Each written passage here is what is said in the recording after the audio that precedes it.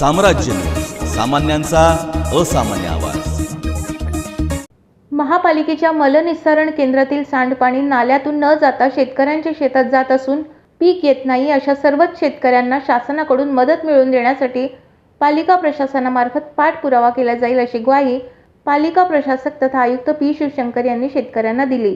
काही शेतकरी लोकांच्या तक्रार होता एसटीपीच्या ट्रीटमेंट वॉटर कॅनलमध्ये सोडत असताना त्या शेतकऱ्यांच्या जमीन नुकसान झालं म्हणून त्या शेतकऱ्यांनी इंडिव्हिज्युअल आमच्याकडे अर्ज करावा पुरावासहित आम्ही त्याप्रमाणे पंचनामा करून एकदा शासनाकडे आम्ही पाठवून त्याबद्दल निर्णय घेण्यासाठी आम्ही प्रयत्न करत आहे। तसेच जो पावसाचं पाणी नालामध्ये गेला पाहिजे त्या नालाचं अतिक्रमण झालं असल्यामुळे तो पाणी ते पुढे जात नाही आणि शेतामध्ये पसरतात असं पण निदर्शन आहे आणि त्याबद्दल मी कलेक्टरला पत्र दिलेलं। जो गाव नकाशामध्ये जो नैसर्गिक नाला आहे तो नालाच्या पण जितकी रुंदी होता तितकी रुंदीचा नाला तिथे करायची अत्यंत गरज आहे आणि SLRच्या माध्यमातून मोजणी करून तो नालाचं डिमार्केशन करावा आणि यासाठी कलेक्टरला पण पत्र दिलेले आणि त्यानंतर पुढच्या आठवड्यामध्ये मीटिंग घेण्यासाठी कलेक्टरला पण विनंती करणार आहे।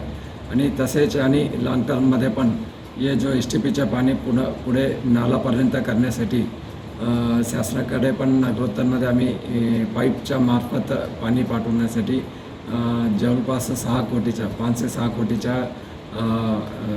स्कीम आम्ही नगरोत्तरांतर्गत राज्य शासनाकडे पाठवला। त्याबद्दल निर्णय झाल्यानंतर तो प्रकल्प आम्ही हाती घेऊ।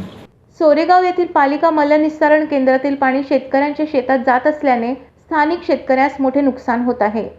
अशा शेतकऱ्यास नुकसान भरपाई द्यावी आणि वाहून जाणाऱ्या पाण्यास नाल्यातून वाट करून द्यावी।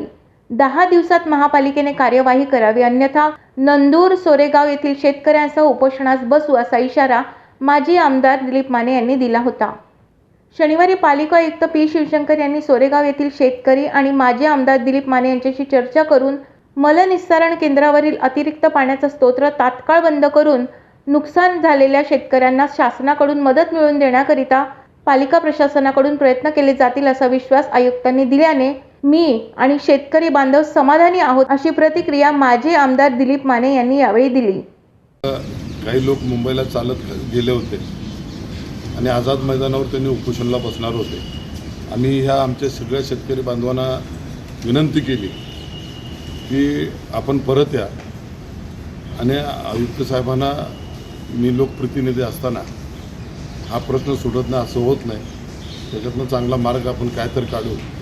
आज सुट्टीचा दिवस असला तरी माननीय आयुक्त साहेबांनी आणि आमचे सर्व चालत गेलेले सर्व शेतकरी आता सोबत आहेत आमच्या, ते साधारणतः टिंबुर्णीपर्यंत चालत गेले होते, त्यांना विनंती केली होती, सगळे शेतकरी परत आले आणि सुट्टीचा दिवस असताना त्यांनी आज मीटिंग लावली आणि ते ताबडतोब आमच्यावर दनचिटे साहेबसुद्धा पाणी पुरवठ्याचे अधिकारी होते, महापालिकेचे प्रमुख अधिकारी होते। ऑलरेडी 2 JCB 4-5 कोप हायवा लावून तिथं काम चालूच आहे। त्यांनी शेतकऱ्याचं नुकसान होणार नाही असं प्रयत्न करू आणि हे घाण पाणी शेवटपर्यंत नंदूरच्या वड्यात जाईपर्यंत ना, नंदूर समशापूरच्या वड्यात जाईपर्यंत सीना नदीपर्यंत जाण्याची व्यवस्था त्यांनी केलेलं आहे। आणि ज्या शेतकऱ्याचं आतापर्यंत शेतामध्ये पाणी जाऊन नुकसान झालं आहे त्याचे ताबडतोब पंचनामे करायला सांगितलेत आणि आत्ताचं आणि मागची 4-5 वर्षाचं जेवढं नुकसान झालं आहे त्याचा प्रस्ताव शासनाकडे त्यांनी पाठवतो म्हणून सांगितलेलं आहे आणि ते नक्की पाठवलेत आणि इंडिव्हिज्युअल प्रत्येकाचं अर्ज त्यांनी द्यायला सांगितलेत की अशा पद्धतीने झाले तुमचे फोटोग्राफ जोडून ते शासनाकडे पाठवून दिले आणि पुढचं जे पाईपलाईनच्या माध्यमातून ते पाणी पुढे ढकलायचं आहे। आता सध्या पालकमंत्री नाही आहे, DPDCचा त्याला महानगरपालिकेला निधी नाही आहे, नगर उत्थान किंवा DPDCमधनं ते निधी घ्यायचा आहे। त्याच्यावर आम्ही जे काय आता पालकमंत्री होतील, जे काय सरकार आपल्याकडे येईल त्यांच्या माध्यमातून आम्ही हे प्रयत्न करू आणि शेतकऱ्याला मदत करण्याची भूमिका आयुक्त साहेबांची आहे। माझी स्वतःची तर मी नेहमीच शेतकऱ्याच्या बाजूने असतो। आजसुद्धा शेतकऱ्याला समाधान झालं, निश्चितपणे 8-10 दिवसात त्यांनी कामाला सुरुवात करतो म्हणून सांगितले, त्यामुळं आम्ही सगळेजण आता समाधानी आहे। 8-10 दिवसानंतर याच्यात प्रक्रिया काय काय पूर्ण होती ते आम्ही बघू आणि त्यानंतर पुढचा निर्णय घेऊ।